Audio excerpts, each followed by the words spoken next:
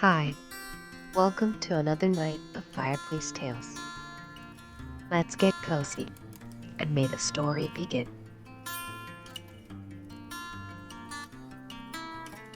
The Tale of Peter Rabbit by Beatrix Potter.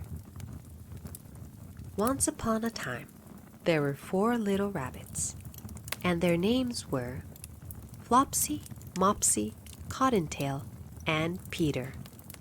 They lived with their mother in a sandbank underneath the root of a very big fir tree. "Now, my dears," said old Mrs. Rabbit one morning, "you may go into the fields or down the lane, but don't go into Mr. McGregor's garden. Your father had an accident there. He was put in a pie by Mrs. McGregor. Now run along and don't get into mischief. I am going out." Then old Mrs. Rabbit took a basket and her umbrella and went through the wood to the baker's. She bought a loaf of brown bread and 5 currant buns. Flopsy, Mopsy, and Cottontail, who were good little bunnies, went down the lane to gather blackberries. But Peter, who was very naughty, ran straight away to Mr. McGregor's garden and squeezed under the gate. First, he ate some lettuces and some French beans, and then he ate some radishes, and then, feeling rather sick, he went to look for some parsley. But round the end of a cucumber frame, whom should he meet but Mr. McGregor?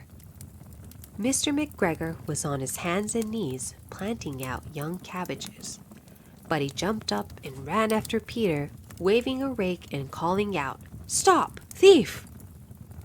Peter was most dreadfully frightened. He rushed all over the garden, for he had forgotten the way back to the gate. He lost one of his shoes among the cabbages, and the other shoe amongst the potatoes. After losing them, he ran on 4 legs and went faster, so that I think he might have got away altogether if he had not unfortunately run into a gooseberry net and got caught by the large buttons on his jacket. It was a blue jacket with brass buttons, quite new. Peter gave himself up for lost and shed big tears.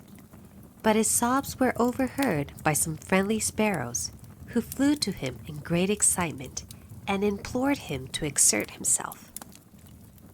Mr. McGregor came up with a sieve, which he intended to pop upon the top of Peter, but Peter wriggled out just in time, leaving his jacket behind him, and rushed into the tool shed and jumped into a can.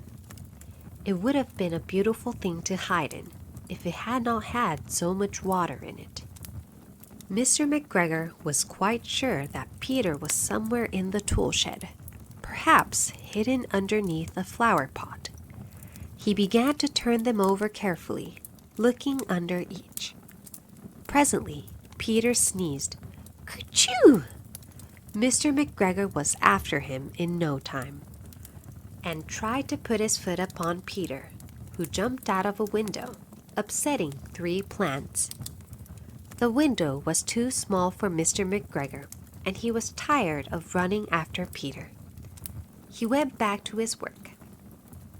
Peter sat down to rest. He was out of breath and trembling with fright, and he had not the least idea which way to go. Also, he was very damp with sitting in that can. After a time, he began to wander about, going lippity-lippity, not very fast, and looking all round. He found a door in a wall, but it was locked, and there was no room for a fat little rabbit to squeeze underneath. An old mouse was running in and out over the stone doorstep, carrying peas and beans to her family in the wood. Peter asked her the way to the gate, but she had such a large pea in her mouth that she could not answer. She only shook her head at him. Peter began to cry. Then he tried to find his way straight across the garden, but he became more and more puzzled. Presently, he came to a pond where Mr. McGregor filled his water cans. A white cat was staring at some goldfish. She sat very, very still, but now and then the tip of her tail twitched as if it were alive. Peter thought it best to go away without speaking to her. He had heard about cats from his cousin, little Benjamin Bunny.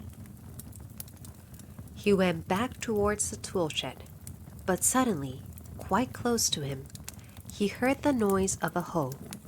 Scritch, scratch, scratch, scritch. Peter scuttered underneath the bushes. But presently, as nothing happened, he came out and climbed upon a wheelbarrow and peeped over. The first thing he saw was Mr. McGregor hoeing onions. His back was turned towards Peter, and beyond him was the gate. Peter got down very quietly off the wheelbarrow and started running as fast as he could go, along a straight walk behind some black currant bushes. Mr. McGregor caught sight of him at the corner, but Peter did not care. He slipped underneath the gate and was safe at last in the wood outside the garden. Mr. McGregor hung up the little jacket and the shoes for a scarecrow to frighten the blackbirds. Peter never stopped running or looked behind him till he got home to the big fir tree. He was so tired that he flopped down upon the nice soft sand on the floor of the rabbit hole and shut his eyes. His mother was busy cooking. She wondered what he had done with his clothes. It was the second little jacket and pair of shoes that Peter had lost in a fortnight. I am sorry to say that Peter was not very well during the evening. His mother put him to bed and made some chamomile tea, and she gave a dose of it to Peter. 1 tablespoonful to be taken at bedtime, but Flopsy, Mopsy, and Cottontail had bread and milk and blackberries for supper. The end.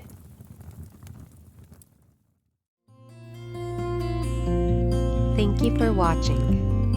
またぜひお待ちしています。